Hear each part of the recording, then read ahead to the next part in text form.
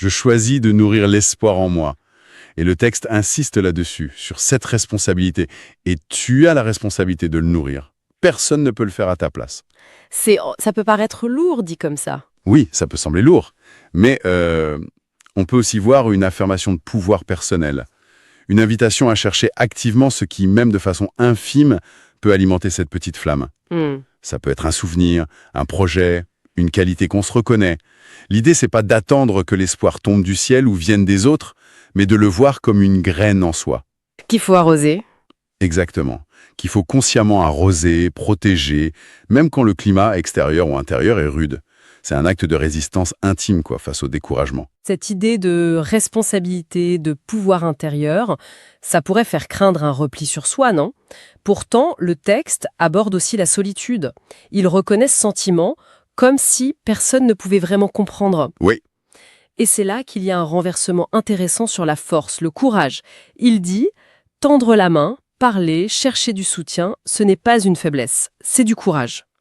Comment on interprète ça? C'est une déconstruction nécessaire du mythe du héros solitaire, stoïque. Qui endure tout seul. Voilà. Dans beaucoup de cultures, admettre qu'on a besoin d'aide, c'est encore vu comme un aveu d'échec. Et ce texte, il prend le contre-pied total. Il affirme que la vraie force, c'est pas de tout encaisser seul. C'est d'oser être vulnérable. C'est d'avoir le courage de sa propre vulnérabilité, oui.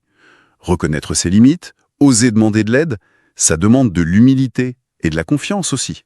Confiance en soi et en l'autre. Confiance en soi pour oser se montrer vulnérable et confiance en l'autre à qui on s'adresse. La phrase « le vrai courage, c'est d'oser dire « j'ai besoin d'aide », elle est très très significative. Elle recadre la demande d'aide. C'est plus une défaillance, c'est une action courageuse, proactive. Et ça ouvre la porte à la connexion humaine comme un pilier essentiel de la résilience. On reconnaît qu'on est interdépendant. C'est un équilibre intéressant, puiser en soi, mais aussi oser aller vers les autres. Et concrètement alors, comment on remonte la pente quand tout semble insurmontable? Le texte propose une approche qui semble à l'opposé des grandes résolutions. C'est la stratégie des petits pas. Oui, tout à fait. Tu n'as pas besoin de tout résoudre d'un coup. Tout commence par un geste, juste un pas. Les exemples sont presque dérisoires. Lève-toi, bois un verre d'eau, écris une ligne, ouvre la fenêtre. Quelle est la logique derrière ça? Ce minimalisme? La logique, c'est celle du déblocage et de la dynamique positive. D'accord. Quand on est épuisé ou qu'on se sent submergé, la moindre tâche, ça peut paraître une montagne. Oui. Donc proposer des actions minuscules, presque insignifiantes en apparence, ça les rend faisables. Et chaque action réalisée, aussi petite soit-elle, un pas, c'est suffisant pour commencer, ça brise l'inertie. Ça remet en mouvement. Exactement. C'est une victoire discrète, comme dit le texte, qui envoie un signal au cerveau. Ah, je peux agir, je ne suis pas complètement paralysé. Et ça s'accumule. Oui, ces micro-succès, ils ont un effet cumulatif. Ils redonnent un peu de confiance, un peu d'énergie, et ça rend le pas suivant légèrement plus facile. C'est une façon très pragmatique de réactiver cette force intérieure qui, selon le texte, est seulement recouverte par la fatigue, par les doutes. On ne vise pas le sommet d'un coup. On se concentre juste sur la prochaine marche, même si elle est toute petite. C'est une stratégie anti-paralysie qui est très efficace. On décompose en fait. On rend les choses gérables. Et une fois qu'on a réussi à faire ses premiers pas, même minimes, le texte introduit une autre dimension là, plus mentale, la visualisation. Oui. Il invite à s'imaginer dans le futur. Imagine-toi dans quelques jours, dans quelques semaines, debout, la tête haute, tu as traversé ces moments sombres. On parle visualiser un soi plus confiant, plus apaisé.